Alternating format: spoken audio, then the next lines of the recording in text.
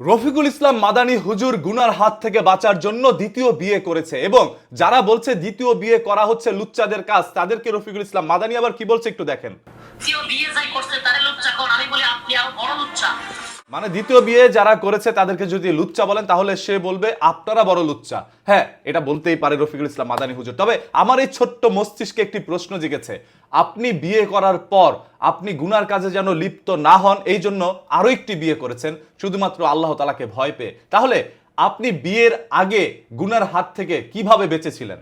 যদি দীর্ঘ বছর আপনি বিয়ের আগে গুনার হাত থেকে বাঁচতে পারেন তাহলে আপনার বউ প্রেগনেন্ট হয়েছে, বাচ্চা হয়েছে, মাত্র 2 মাস হয়েছে, আপনি সেই 2টা মাস কি একটু অপেক্ষা করতে পারতেন না, একটু ধৈর্য ধারণ করতে পারতেন না?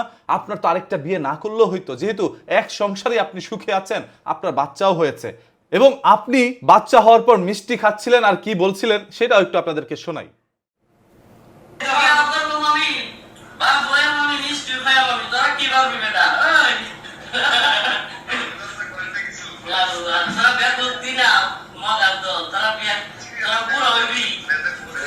এখানে বলছে তোরা বিয়েও করতে পারবি না, বাচ্চাও হইতে পারবি না, আর আমি বাচ্চাও নিয়েছি আবার একসাথে বিয়েও করব। মানে খুশিতে মিষ্টি খাচ্ছে আর হাসাহাসি করছিল।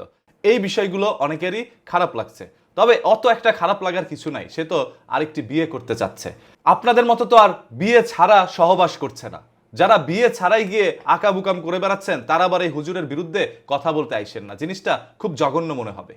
রফিকুল ইসলাম মাদানী হুজুর বিয়ে করেছে তাতে আমার কোনো ধরনের আপত্তি নাই, সেটা নিয়ে আমি আলোচনা সমালোচনা করতেও চাই না। তবে আমার যেটা করতে মন চাচ্ছে সেটা হচ্ছে, আপনি বিয়ে করছেন খুব ভালো কথা, আপনি কেন সেটা সোশ্যাল মিডিয়ার মধ্যে নিয়ে আসছেন? আপনি কেন সোশ্যাল মিডিয়ার মধ্যে সেটা পোস্ট করছেন?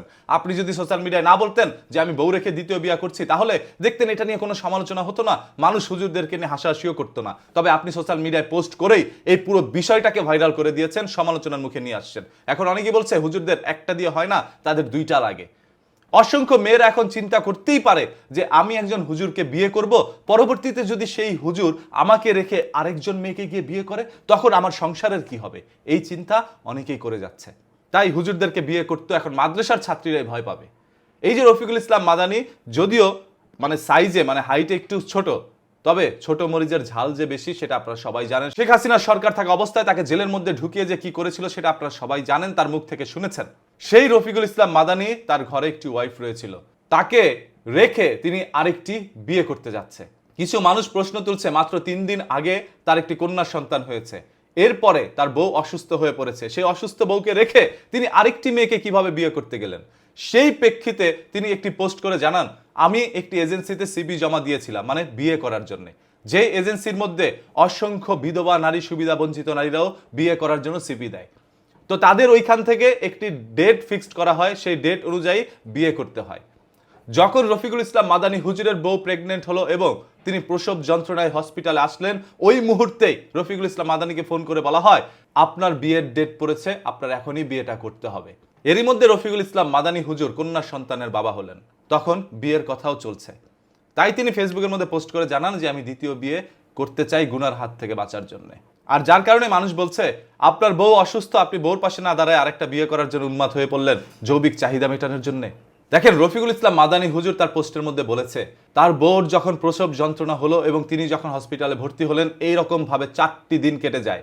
বাচ্চা হওয়ার আগ থেকে পর পর্যন্ত 4টি দিন রফিকুল ইসলাম মাদানী হুজুর ঘুমায়ও নি, তার বউর পাশে ছিলেন। তবে সেই বিষয়টাকে আপনারা সবাই অন্যদিকে নিয়ে যাচ্ছেন। নিয়ে যাওয়ার বিষয়টা কিন্তু অস্বাভাবিক না।